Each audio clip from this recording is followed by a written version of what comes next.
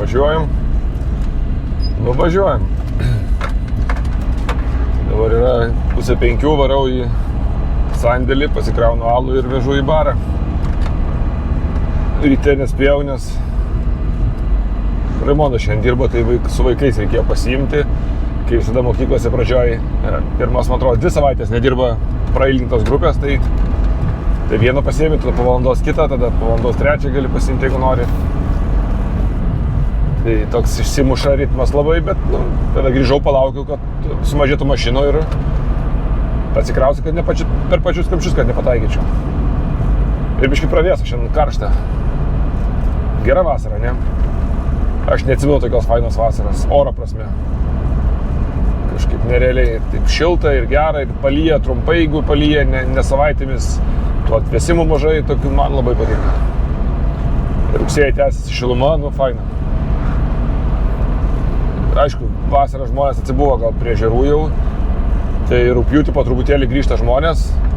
Rugpjūtis tikrai geresnis už Liepą, Liepa buvo pats prasčiausias mėnuo, bet žiūrėsim, kad bus rugsėjai, ne? Vakar visai smagiai pasėdėjom, vakar dirbau bare, tai nauja mergaitė atėjo dirbti. Su ja tai žiūrėsim, kaip seksis. Kai ateina naujokas dirbti, man yra ir lengviau, ir sunkiau. Čia toks dvipusis. Pirmas tai, kad man mažiau lakstyti reikia, tiesiog nunešti maistą, nešti. Jeigu yra bandę pilt alų, tai įpil alų, irgi truputėlį pakoreguoju, pataisai. Pas mūsų alum yra bėda tame, kad visi kranai bėga skirtingai. Mes, kai iš mažų barbarų perkam, tai vienas persigazuoja, kitas mažiau persigazuoja, trečias šaudo, būna, visokių dalykų. Taip nebūna praktiškai su dideliais bravorais, nes jie išgauna stabilią kokybę, plus pasirizuoja, jeigu tai tada iš vis stabiliai sustoja viskas. Su mažais pastoviai, tai kokį vaisinį alų pasiėmėjai, užsikišo kranas, koks nors ten, nežinau, dabar neskambino, rašė viena barmenė, kad 2 žmonės per vakarą pasakė, kad mūsų palivecas, tai yra čekiškas lageriukas su Funky Fluid, pasikeitė, jis nebetoks yra, naują kegą pajungė, nebetoks. Tai nežinau, kaip ten kas buvo, bet aš visada labai atsargiai žiūriu dėl kelių priežasčių. Yra daug atvejų, yra buvę, kai vienas žmogus pasakė, kad alus sugedęs. Nuvažiuoja, niekas nesugedęs. Tai kartais žmonės galvoja, kad daugiau supranta, negu iš tiesų žino. Kartais jiems atrodo keistas skonis, atrodo, kad sugedęs. Jeigu pasakė 2 žmonės, tai nereiškia vėlgi, kad taip yra. Tai reikia atkreipti dėmesį, bet nereiškia gerai. Kodėl? Nes gali būti, kad vienas išgėrė, atėjo jo draugas. Jis sako, bliam, pasikeitė, paragavo, kitas paragavo, tikrai, kad pasikeitė. Nes pirmas pasakė, kad pasikeitė. Ir antras pakartojo barmenai ir tada jinai supanikavo ir pasakė. Tai labai gerai, kad barmenai pasako, labai džiaugiuosi tuo, nes aš tada bent jau žinau situaciją. Ir nuvažiavau papildomai specialiai tam paragauti, pažiūrėti, viskas su juo gerai, nieks nepasikeitė, viskas yra taip, kaip buvo. Nežinau, ar ten jie pažįstami buvo, ar nepažįstami tos žmonės, bet tai buvo tą patį vakarą, tai didelė tikimybė, kad jie pažįstami. Gali būti ir kita situacija, kad barmenė pamatė žmogų, kuris pirko ir kuris anksčiau pirdavo, sako, pažiūrėk, kad nepasikeitė, nes prieš tai žmogus sakė, kad pasikeitė. Ir tas, pavyzdžiui, pasakė, gal tikrai šiek tiek kitaip. Visaip gali būti, sunku išgauti.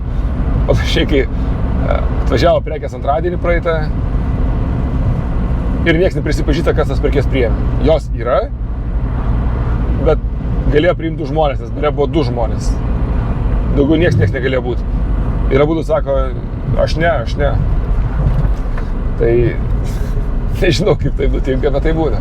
Tai toks, nieko čia baisaus nenutinka, bet tiesiog atrodo, kaip taip gali būti, bet gali būti, žinokit. Ir kai kurie dalykai, kuriuos akcentuoju mažus, jie ne iš tuščio atsiranda. Tai tokios linksmesnės istorijos iš barų, tai va, tai tie, turim 2 naujokas turim, tai aš viena be patirties visai, tai ne aš kaip įsivaizduoja, kaip tą darbą mato. Matysim, nežinau, bet dabar, sako, vakar parašė pažįstamas, tai labai gerbiu jį dėl to, kad, sugeba padaryti biznį ir gerai daro, ir dirba baruose, ir aš iš šonų pasižiūrė, man atrodo, kad čia, tokioj vietoj čia, wow, viskas veikia, pilna, sukasi, puikiausiai. Labai gerai varo. Konceptas absoliučiai kitoks negu mūsų, bet anyway, pilna žmonių, pilna sukasi apyvartos, labai gerai daro. Tai parašė patarimų man kelis, ką daryti, sako, mokėk 6,5 euro ir sako, problemos nebus už valandą. Kas yra 1100 eurų kažkur turbūt, ne? Blema labai daug. Nežinau. Tai aš norėčiau mokėti, bet norėčiau ir apyvartas didesnės turėti, kad galėčiau tai daryti. Kaip pasiekti didesnės apyvartas, aš nežinau, neturiu atsakymų. Mes darom daug dalykų, atrodo, bet kažkaip... Alus, sako, per brangus, sako, alus turi kainuoti 4,5. Pas mus 4,90 kainuoja, ne? 3 alus po 4,90. Bet pas mus yra premium klasės alus, nes mūsų yra mažų bravarų, super kokybė, super skanu yra ir kažkaip man visąlaik noris tikėti, kad šitai produkcija yra auditorija, kuri tai priima ir gali mokėti už alų ir 6 ir 8 eurus. Tai pas mus tokių už 8 atsiranda, bet labai, labai retai. Tai pas mus realiai visa kaina alaus yra iki 6 eurų. Tai didžiausia turbūt yra kokie turbūt tarp 5-6 turbūt, aiškiai. Pati didžiausia dalis. Bet tu kiekvieną kartą gauni skirtingą potyrį, skirtingą kelionę į skonius. Ir, nežinau, kaip mes jau tų alų per mūsų barų istoriją pakeitėm, bet, neįsivaizduojamas kiekis, skaičiuojamas skirtingų. Tai vėl, nežinau, čia, iš vienos pusės tas aiškiai strategija pirk pigiau, parduok brangiau. Ir tada, kuo pigiau nuperki, tuo pigiau parduodi, bet vėl, kaina ir auditorija tam tikrą prikviečia, kurios nebūtinai gali norėti. Iš tos pusės gal ir gerai, bet didelė apyvarta būtų. Bet man tas baras, aš darau barą ir turi būti malonumas tame darbe. Sunku, aš suprantu, bet jeigu aš neturėčiau malonumo, aš nežinau, ar aš galėčiau jį daryti tą verslą. Man reikia ir džiaugsmo, o kraftas man yra didelis džiaugsmas. Kiekvieną kartą atvykus naujam alui man yra didelis džiaugsmas ir man labai patinka. Turbūt, kad dalį to pelno kažkokia aukoji, ką tai reiškia suprastas verslininkas. Turbūt, kad taip. Ką jūs sakot, kiek alus turi kainuoti?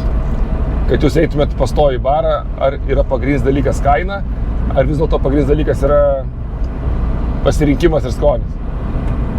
Kiek jūs manote, parašykit komentaruose įdomu dėliai, kiek jūs galite mokėti už alų, kad ramiai kiekvieną savaitę, kartą per savaitę išeitumėt normaliai pabaliavoti su draugais. Ir nesinervintumėt dėl tos kainos.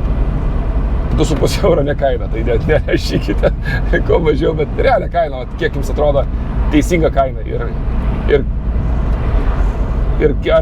ar svarbu yra taip stipriai kokybė, nes kokybė, ta prasme, kad išskirtinumas kažkoks, daug skonio, daug naujienų, ar vis dėlto gerai yra, svarbu, kad tvarkingas alus būtų ir viskas, o mažai skirtumo koks jis yra. Tvarkingas ir tiek. Tai man įdomu išgirsti, kad jūs dabar vis dažniau komentuojate, vis daugiau komentuojate, man tas labai patinka ir labai džiaugiuosi tuo. Tai kiekvienas komentaras man toks yra kaip, kažkas gera. Tai komentuokit daugiau. Dar neskaičiau, bet mačiau, kad vakar per žinias išgirdau, kad Seimas priėmė, ten, man atrodo, įstatymą, kas leidžia legaliai ūkininkams gaminti pas save samagoną ir kitus natūraliai fermentuotus gėrimus ir pardavinėti juos vietoje.